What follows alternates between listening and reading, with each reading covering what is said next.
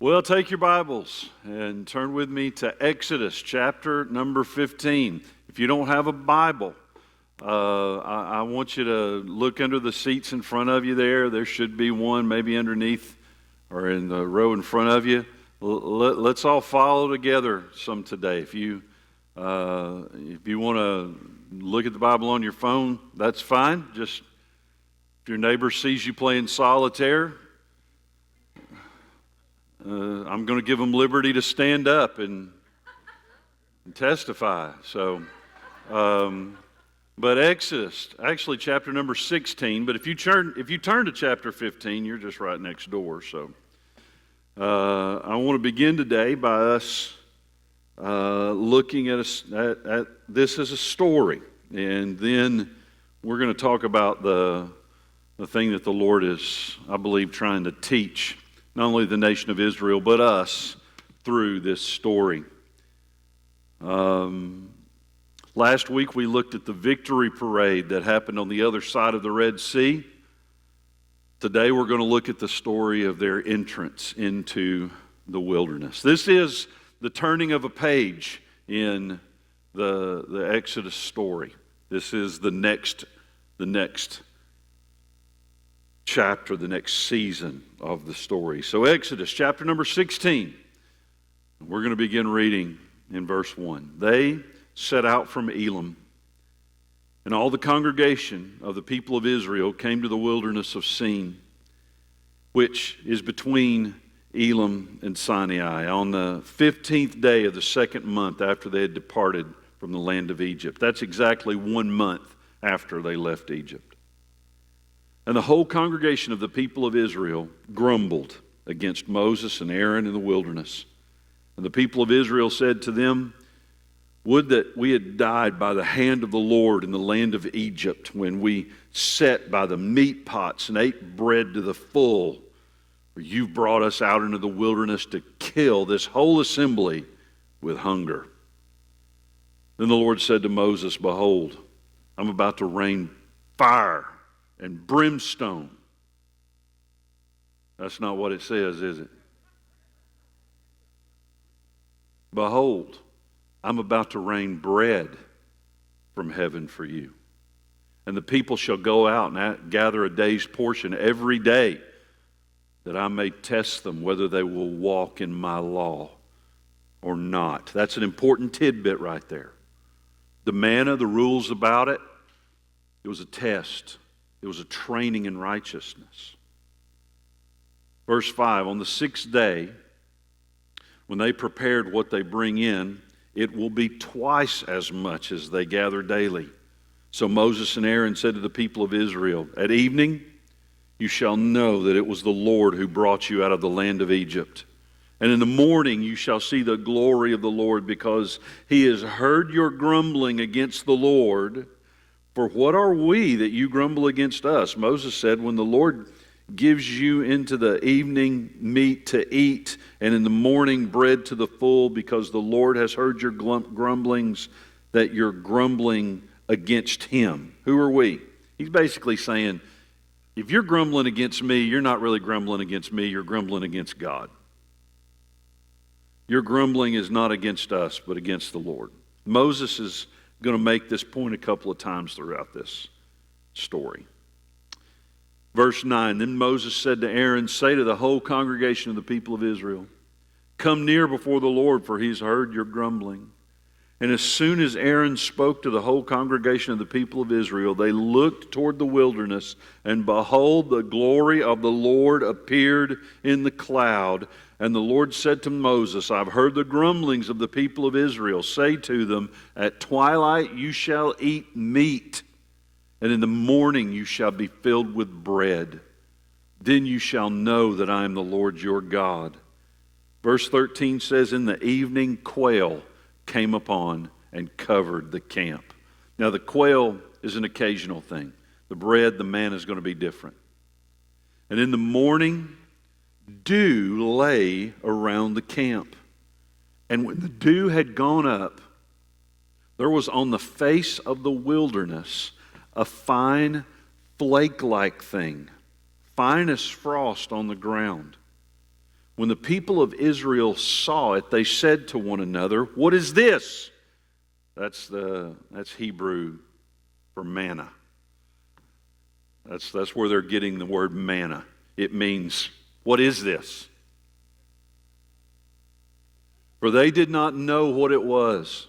And Moses said to them, "It's bread that the Lord has given you to eat." Y'all, the dew carried bread. And when the dew evaporated, it baked that bread like a cookie on the face of the earth. This is what the Lord has commanded, verse 16. "Gather of it, each one of you, as much as he can eat. Then you shall take 1 omer according to the number of persons that each of you has in his tent." An omer is probably somewhere around 2 quarts, 2 liters, somewhere in that vicinity. And that's the amount that they were supposed to gather for each person that lived in their household. Verse 17, "And the people of Israel did so. They gathered, some more, some less." Still struggling to follow the rules. "But when they measured it with an omer, whoever gathered much had nothing left over, and whoever gathered little had no lack." See, the Lord said, "No, you're only going to get 2 liters." Each of them gathered as much as he could eat. And Moses said to them, "Let no one leave any of it over until the morning." But they didn't listen to Moses. Some left part of it till the morning, and it bred worms and stank.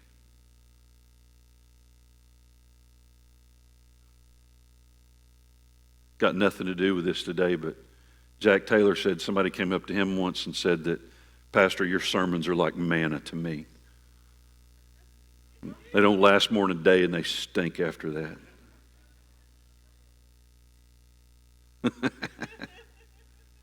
And Moses was angry with them. Morning by morning they gathered it, each of them, as much as he could eat.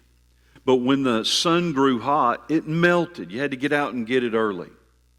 On the 6th day, they gathered twice as much bread, 2 omers each. And when all the leaders of the congregation came and told Moses, he said to them, "This is what the Lord has commanded. Tomorrow is a day of solemn rest, a holy Sabbath to the Lord. Bake what you will bake, and boil what you will boil, and all that is left over lay aside, and it will keep till the morning." So they laid it aside till the morning as Moses commanded, and it did not stink. There were no worms in it. Moses said, "Eat it today, for today is a Sabbath to the Lord. Today you will not find it in the field. 6 days you shall gather, but on the 7th day, which is a Sabbath, there will be none." On the 7th day, some of the people went out to gather, but they found none. The Lord said to Moses, "How long will you refuse to keep my commandments and my laws? See, the Lord has given you Sabbath. Therefore, on 6 days he gives you bread for 2 days. Remain each of you in this place. Let no one go out of his place on the 7th day." So the people rested on the 7th day. Now, the house of Israel called its name manna, which is a nomer for, it sounds like, what is this? It was like coriander seed, white, and the taste of it was like wafers made with honey. Now, honey was rare, very rare. Most of these people did not have the opportunity to taste things that were sweet. Due to the fact that honey was rare, it meant that it was expensive and it was limited toward the wealthiest of people. So literally what they're describing here is like a cookie. It was like wafers made with honey. Moses said, "This is what the Lord has commanded. Let an omer of it be kept throughout your generations, so that they may see the bread with which I feed you in the wilderness, when I brought you out of the land of Egypt." And Moses said to Aaron, "Take a jar, put an omer of manna in it, and place it before the Lord to keep throughout the generations. As the Lord commanded Moses, so Aaron placed it before the testimony to be kept." The people of Israel ate the manna 40 years till they came to a habitable land. They ate the manna till they came to the border of the land of Canaan. An omer is a tenth part of an ephah. We're gonna read a few more verses in chapter 17. All the congregation of the people of Israel moved on from the wilderness of Sin by stages, according to the commandment of the Lord, and camped at Rephidim. But there was no water for the people to drink. Therefore the people quarreled. They're stepping up their game. That's not a synonym. That's a different word from grumbling. They're now making accusation. That word grumbling there is almost a legal term of bringing accusation against somebody. Therefore the people quarreled with Moses and said, "Give us water to drink." And Moses said to them, "Why do you quarrel with me? Why do you test the Lord?" But the people thirsted there for water, and the people grumbled against Moses and said, "Why did you bring us up out of Egypt to kill us and our children and our livestock with thirst?" So Moses cried to the Lord, "What shall I do with this people? They're almost ready to stone me." And the Lord said to Moses, "Pass on before the people, taking with you some of the elders of Israel, and take in your hand the staff with which you struck the Nile, and go. Behold, I'll stand before you there on the rock at Horeb, and you shall strike the rock, and water shall come out of it, and the people will drink." And Moses did so in the sight of the elders of Israel. And he called the name of the place Massah and Meribah, because of the quarreling of the people of Israel, and because they tested the Lord by saying, "Is the Lord among us or not?" Lord, thank you for your word. I pray that today, even though this has been a long section, that our minds have stayed sharp and our spirits are attuned. May whatever you would have us see through this come through in Jesus' mighty name. Amen. Today's story marks a turning point in the life of Israel, and really in the nature of the whole story from this point forward. I want you to see the life of Israel and also see this transition time as a picture of how God deals with his people in general. But hear me, more specifically, I want you to see it as a picture about how he deals with you. Because the first 15 chapters have been about Israel's deliverance from Egypt, their salvation from the hands of their oppressor, their liberation from bondage. It's a great illustration, a great picture of salvation, and even of our salvation, of our deliverance from the bondage that we were all in to sin.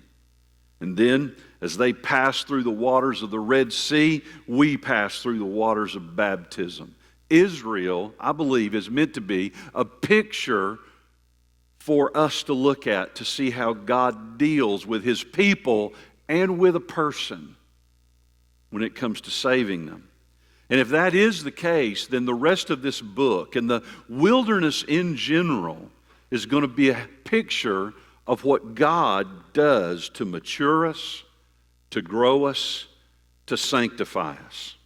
To put it another way, in the first 15 chapters, God got Israel out of Egypt, but in the rest of the book, he's going to be at work to get Egypt out of Israel.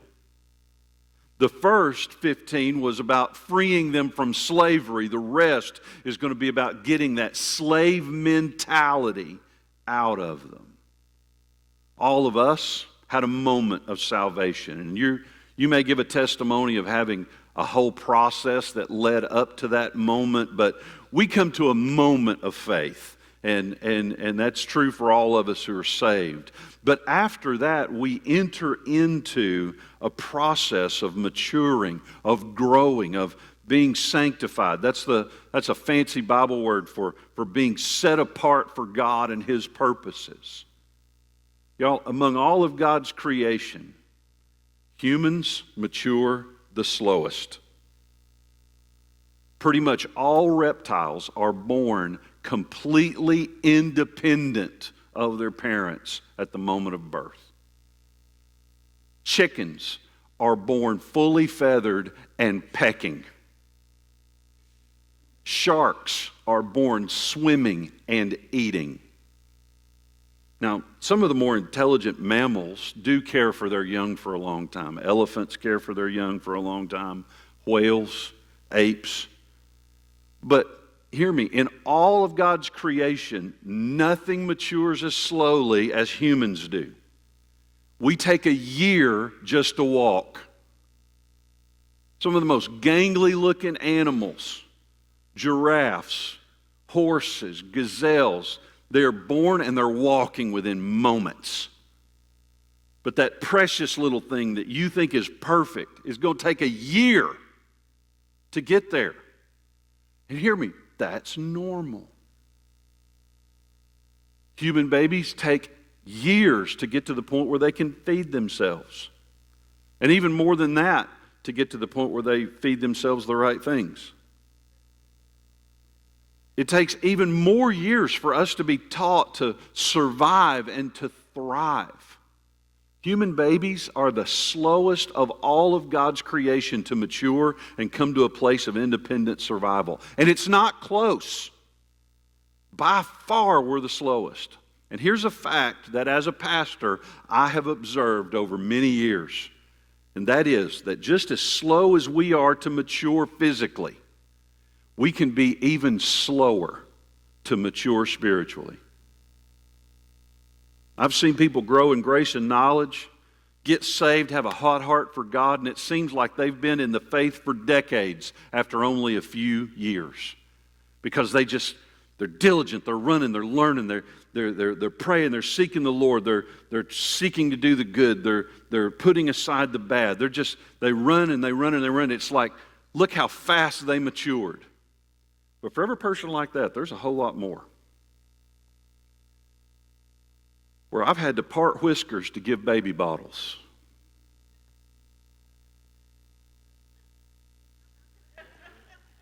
I say in love.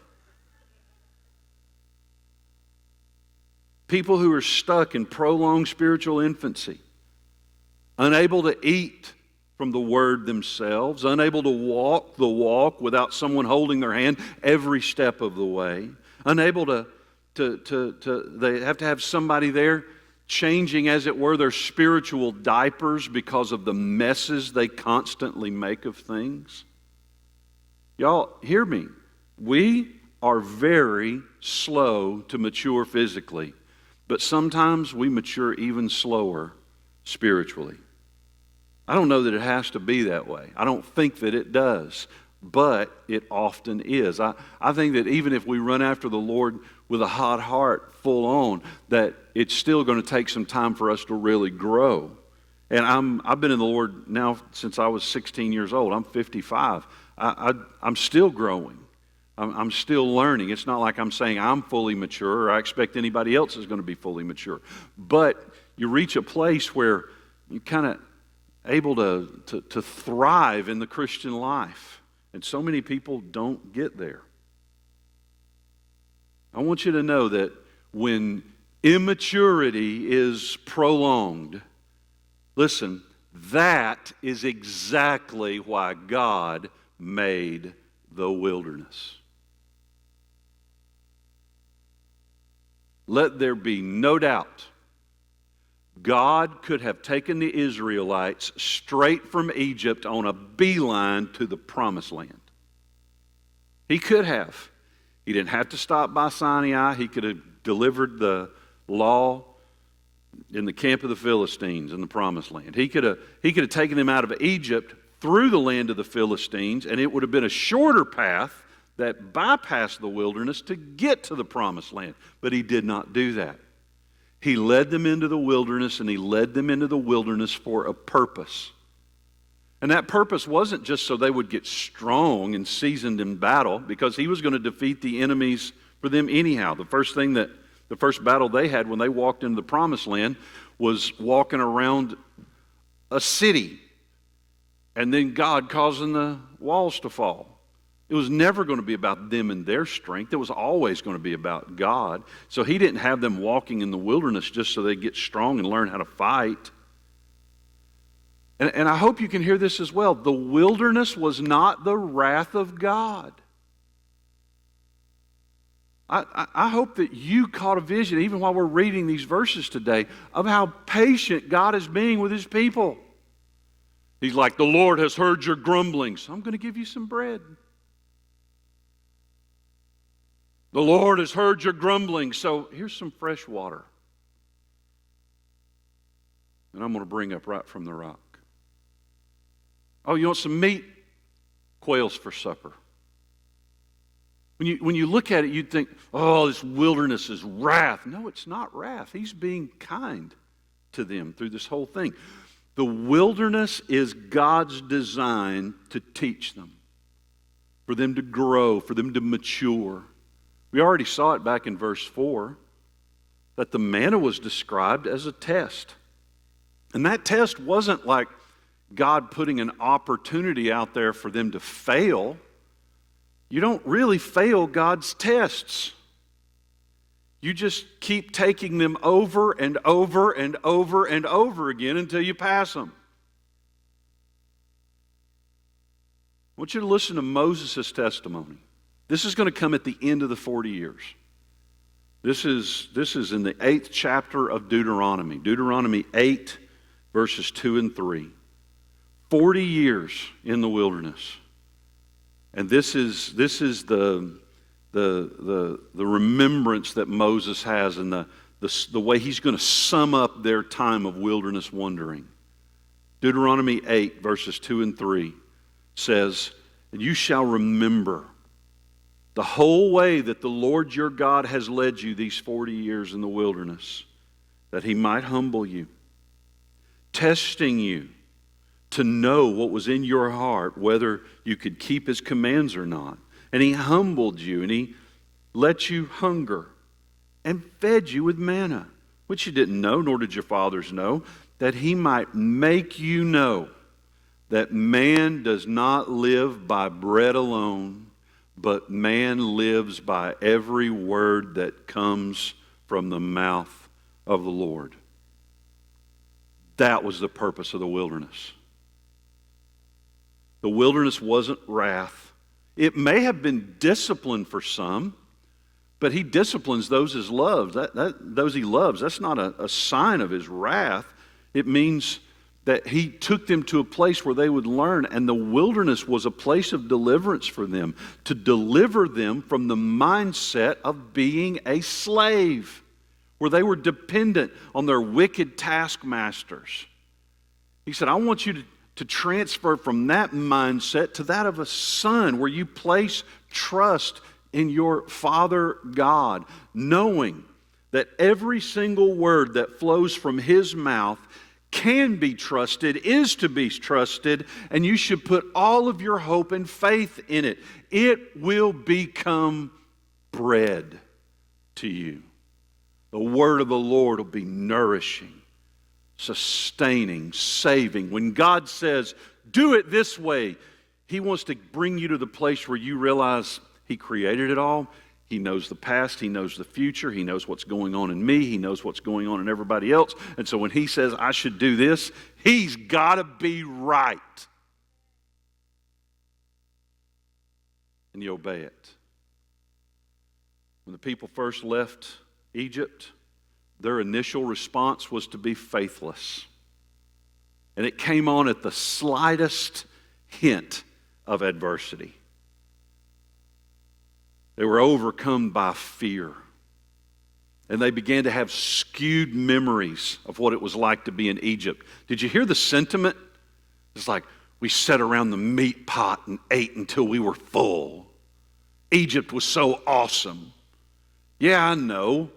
There were those people there beating us all the time. Yeah, I know. We had to go to work for them, and we were not really our own. We were forced. I know that maybe those things, but listen, we had a full pot and a full belly there. Think of how wonderful it was in Egypt. See, God was going to keep them in the wilderness long enough to teach them that those taskmasters were never for their good, but He is. And he was going to keep them in the wilderness long enough that they'd come to the place of trusting him. I want you to think about their situation. They lived up to that point in an agrarian society. They planted during a particular season. They tended that harvest, and then it was harvested. And then once it was harvested, it had to be stored so that it would last throughout the other seasons. Their whole life, they were able to look at their storehouse, or they were able to look at their field and know how much they had or they didn't have. It was always there in front of them all the time. And then God took them to the desert where nothing grows. And he did it to teach them. They were given rules to collect. And hear me, the rules that he gave were not arbitrary. Okay? My grandchildren were over at my house on Friday, and I reached a point where this particular toy was making more noise than I was willing to handle anymore, and I made a rule. No more toy. Why? Because I said so. I don't have a reason beyond that. I'm sick of hearing it. One particular toy that's getting, pushed around and this and that, and I'm like, we're done with that one too. Granddaddy's making arbitrary rules. Why? I don't have a reason. I just said so. That was the arbitrary use of power. Happens from time to time. Okay. All of us can be like that, and we know people like that. Rules that are just made for the sake of rules, it seems. Or rules that are there because it caters to my heart and desire. When God makes rules, it's not about him. It's about you. It's about what is best for you. It's about something that you need to learn or grow in. It's not something to keep you poor. It's something to make you rich. It's not something to take away from your life. It's something to add to the richness of it. So when God made a rule, he had a purpose. And this set of rules around the manna was there to teach them to become a covenant people, to help them come to the place where their inclination, when they had an inclination that was different than God's, such as, you can only gather up so much. Don't get any more than that. Well, the first thing some people did, they went and got a wheelbarrow. You know what God did? He made it rot. Actually, he said he made it disappear, is what he did, until they just had the 2 liters. Some people said, I'm going to keep mine.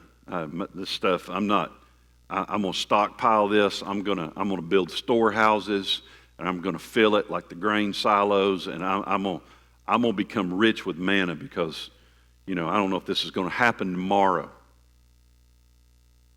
The problem is that it not only developed worms, but it also stank after one day. So God gave them these rules, and he enforced these rules, but they weren't just arbitrary. They weren't just random. Hear me. They were used to growing their own food, used to storing it. That was over. Now, they were going to have to trust God every single day. And that trust was going to have to be renewed every single morning. When they went to bed every night, they were going to have to go to bed and ask themselves the question, do I trust God enough to feed me tomorrow? Y'all, that was by design. It was meant to teach them to trust. They were going to have to learn to trust God for real every single day. Not trust themselves to come up with ways to keep the manna. Not trust some oppressor to come along and give them the scraps that were just enough to keep them strong so they could still be productive slaves. They weren't going to be able to trust the gods of Egypt, even though here in a couple of weeks they're going to make an idol from a god of Egypt? They couldn't trust their neighbors to gather for them. They were supposed to do it themselves. But hear me. But God intervened here. And this test, this trial, this sovereignly designed struggle and blessing was meant to teach them that God was trustworthy. That they would be able to trust the God who did all the miracles in Egypt, but was also making a promise to feed them every single day. You going to trust it to do it God's way, or are you going to trust your own way? This was obedience with training wheels, is what this was.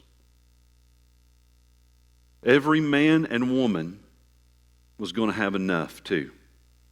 Nobody was going to be forgotten. No one was going to be left behind. There was never going to be a deficit. There was never going to be lack. If one person hoarded up too much for themselves, God was going to make up for it by causing it to multiply for everybody else. Now, granted, there was never going to be enough to save, but there was always going to be enough for them to thrive. And that was true for 40 years. There may have been millions to feed, but God made sure that there was enough for each individual one. I want you to think about this. He was cooking for multitudes, there's no question. But in the midst of that, He was also specifically providing for individuals who just happened to be among the multitudes. I know there was many that He was providing for, but He was concerned about the one. The few people who didn't collect enough, what did it say about what they gathered? It multiplied. He's making sure that everybody got their portion. As a father, I have been confronted time and time again with the limited amount of attention and resources that I possess. Single parent, 4 kids. When one of them got sick, that meant 3 of them had to do without because I had to focus on one. And that one got more of my attention. And when that one got more of my attention, the other 3 couldn't have it because I have a limited amount of resources. I have a limited amount of attention, limited amount of time. That's not bad parenting. That's just the facts. God is not that way. And I know that you're aware of people that you might confess and say, oh, they've got it so much worse than me. God, take care of them. He's going to, and He can. But let me tell you something. He can take care of them to the nth degree, just like they need to take care of, and still take care of the little details about your life at the same time. He's able to care for all of our needs. And God did that. For 40 years, nobody went hungry. God provided every single day. And I hope that you've already seen this fact, but I want to emphasize it again. That He provided for them regardless of what they were doing. He was not providing for them based on them earning it somehow. The first time that manna fell, what were they doing? They were grumbling. Did they repent of that grumbling? Did they ask for mercy and cry out to the Lord in sackcloth and ashes? No. Honestly, you look at the story and it's almost like the grumbling worked. God didn't punish them. In fact, He gave them quail. It's like not just bread. You're going to have meat tonight. You're going to have bread in the morning. And so the first time manna fell, they were grumbling. A few days later, when they were grumbling about water, think about this. The day that they grumbled about water, manna fell that morning. They were miraculously provided for that morning, and then sometime after that, they grumbled about water. And they didn't grumble. They quarreled. They brought accusation. They said, Moses, you're not being faithful. God, you're not being faithful. You're not providing for us. You're trying to kill us, was the accusation they brought. In a few weeks, they're going to build an idol and they're going to start worshiping it. I want you to think about this. Manna fell that morning.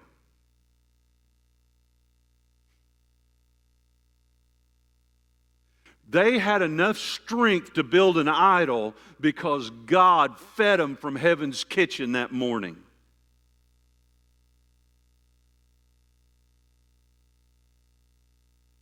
Y'all, manna was going to fall when they worshiped, and it was going to fall when they grumbled. Manna was going to fall when they did their best, and manna was going to fall when they did their worst. Because God was trying to teach them that it wasn't them earning it or deserving it. It was Him being gracious, loving, because He had chosen them as His people, treating them as His Son. And He was going to provide for their needs regardless of how pitiful they were. And I just want to say, as a band of pitiful people, we ought to be pretty doggone thankful for that. That grace is going to be bestowed. Once He makes His mind up to love us, He's going to keep on loving us. Not about us earning it. See, the wilderness wasn't wrath. It wasn't some arbitrary punishment, and it wasn't a pointless detour. The wilderness was going to be the means that God would use to teach them that He was good, and He was to be trusted, and He should be followed. Now, granted, it was filled with difficulties, but those difficulties were by design. They were going to have to trust God. They were going to have to trust Him daily by design. They were going to have to face hardships that God prepared for them to face. The wilderness was going to be the place that God took them so that all of their false gods and all of their false hopes and all of their misplaced priorities and wrong thinking would wither and die under the sweltering heat of the desert. It'd be the place where they learned that there was nothing to be trusted but God. Y'all, wilderness is a pretty good place. Wilderness is a place that we all need. And whether you feel that way or not, you're going to go. My encouragement to you is you need to be singing and not grumbling. You know, Lord is gracious, triumph mightily, horse and chariot, into the sea. And I'm just going to tell you, you're in the wilderness regardless. You might as well be singing.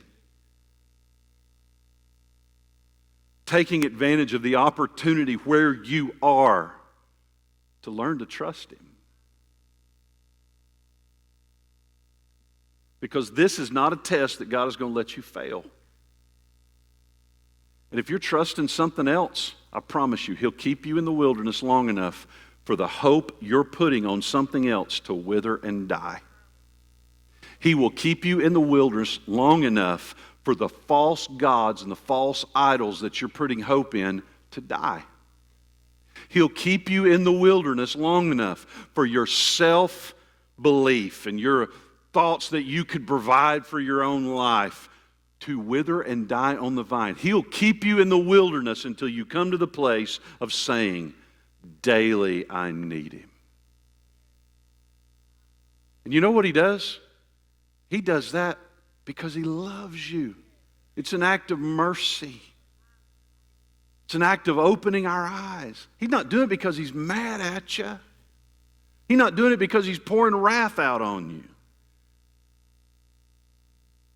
He's doing it to cause you to stop trusting in the wrong things, to stop resisting His rules, His methods, and His means, But instead to come to the place when He says to do something, you immediately say, well, that's got to be the right thing. When He says don't do it, it's like, obviously I don't need to do that. When He says go here, it's like, here we go.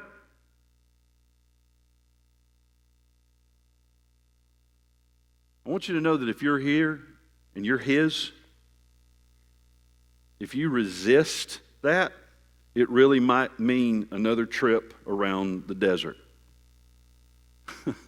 But just know it's not wrath, it's grace. It's not because He's mad, it's because He loves you. It means that He's giving you another opportunity to learn, to grow, and to mature, to become the person that He created you to be, to lean on Him, to trust Him, and believe on Him daily.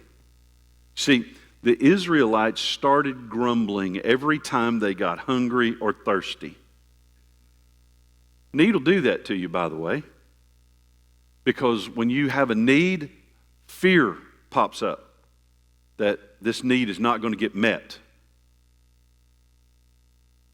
Every night when the leftovers began to rot, every single person in the nation of Israel was confronted by the same question. Am I going to lay my head down tonight and fall asleep, trusting God to take care of me tomorrow?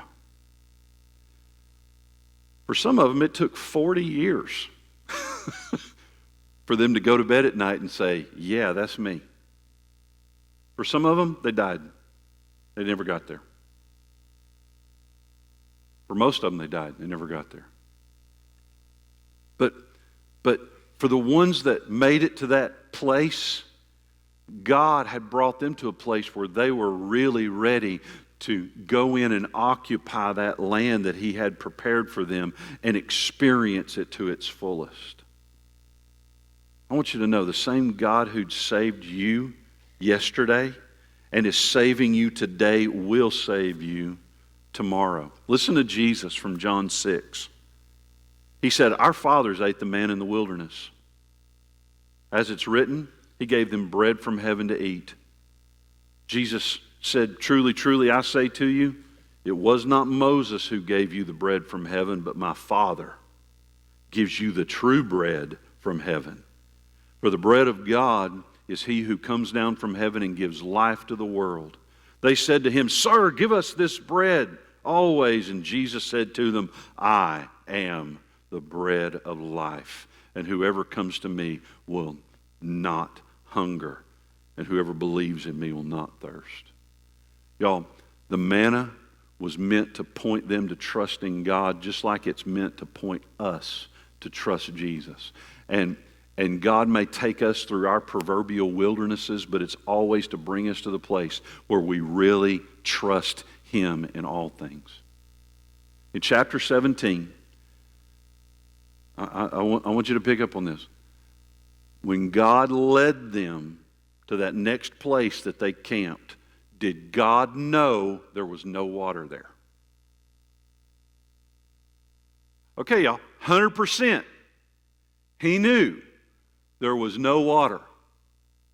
But He caused that cloud to lift and the pillar of fire to move and settle them at a place where He knew there was no water. Make sure you understand what I'm saying. The devil didn't confuse Moses and lead them to the wrong place. They didn't follow their flesh and get lost in the wrong place. Moses is not guilty of not listening to God. Okay? They all followed the same cloud and the same pillar, and they were led to a place that God knew no water was. Why do you think He would do that? The same reason that he brought them into a wilderness area where there was no food, to teach them that every single day they were going to have to be dependent upon Him for everything that they needed in life. But there the people didn't just grumble. The Bible says they quarreled with Moses. They brought accusation. And Moses' response was, what am I going to do with these people? And God said, okay, get the elders. If they're going to bring accusation against me, here's what we're going to do. Get your stick. The first thing we need is that stick. And then I want you to get the elders. We're going to have a court. This is going to be legal. They're bringing accusation against me. We're going to have some legal proceedings. Go get the elders of Israel and get that stick. You know the stick I'm talking about. The stick that you used to turn the Nile to blood. The stick that you waved out over the Red Sea and it split. That was great. But it's also the stick that you waved out and it crushed all of Pharaoh and his armies. Go get that stick. The stick of judicial power that I've placed in your hand. Go get that stick. And I want you to line the people of Israel up. I used to do that as a father. Line all my children up.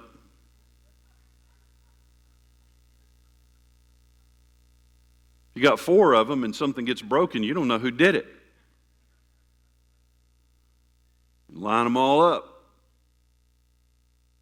It's like, if there was ever a time for a whooping, this was it. He lined the people up. He brought the elders of Israel out. And he said, get the stick. But hear me. Oh, hear me. Instead of striking the people of Israel with it, he struck the rock. Instead of striking the people of Israel with his judgment, instead of striking the people of Israel with his wrath that was warranted, deserved, instead of striking them, he struck the rock. Listen to Paul. This is 1 Corinthians 10. I don't want you to be unaware, brothers, that our fathers were all under the cloud, and they all passed through the sea. They were all baptized into Moses in the cloud and in the sea. They all ate the same spiritual food. They all drank the same spiritual milk. They drank from the spiritual rock that followed them, and the rock was Christ. When we deserved to be struck, he struck the rock instead.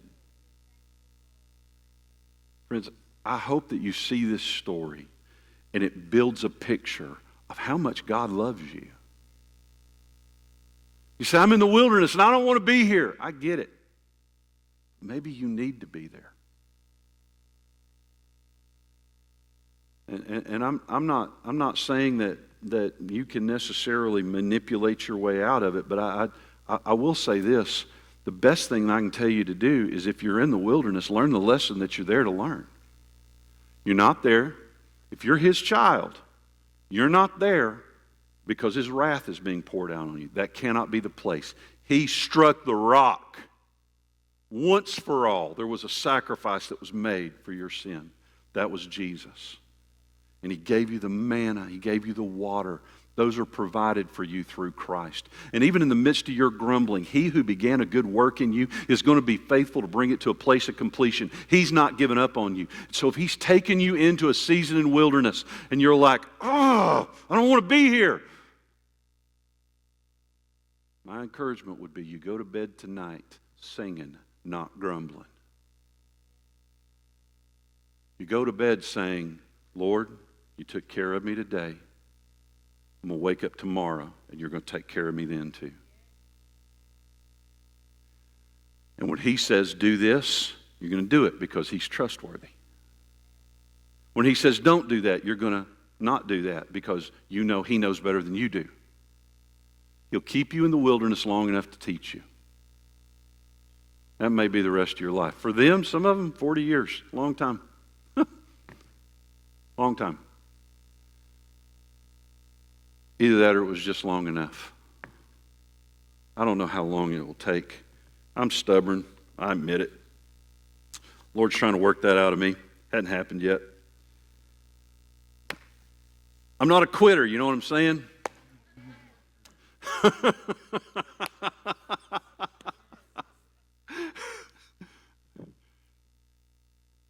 I've heard it said from a number of different people in a number of different ways, buy wisdom as cheap as you can find it. I'm not for that, apparently. I normally need another lap. I just want you to know, if you're taking another lap today, He's taking it with you. He is providing grace for you along the way. He's still giving you the manna that you need, the grace that you need, what you need to thrive, even if you're taking a lap through the desert. He is. He's going to continue to do that. And He may bring you out of it. You may experience the promised land here soon, but you might have to go back. You never can tell. I mean, we're that way, aren't we?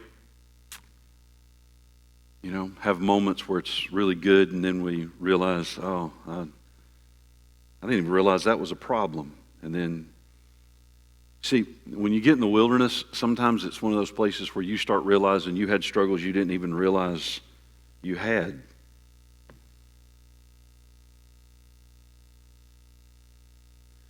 I read something from Tim Keller earlier this week that talked about how a lot of times fear will cause us to live life like practical, practicing atheists.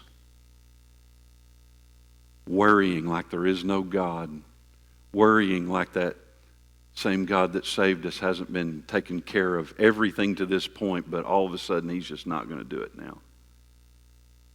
You know, one of the other things that will make you live life like an atheist, just live like, you know, you don't need God's help. You're not going to pray to Him. You're not going to ask for Him. You're not going to recognize your need. Normal will do that.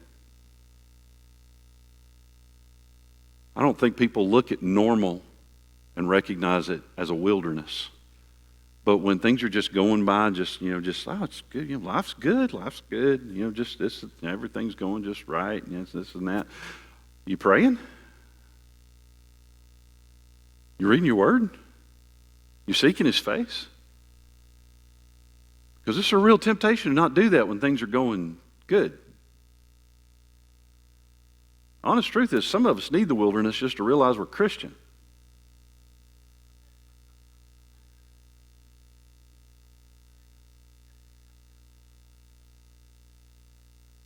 We're gonna be following Israel as God is maturing them through the rest of this book. And I pray that His dealing with them wouldn't just scare you, that you wouldn't look at it and see some of the things He's going to do and the discipline that they're going to have, or even look at the rules and think how, you know what, I want you to see through the whole thing. He's trying to make them His people in earnest. And that's what He's doing in your life right now too. If you're His, He's working to try and make you His people. And He's going to succeed. He's going to succeed.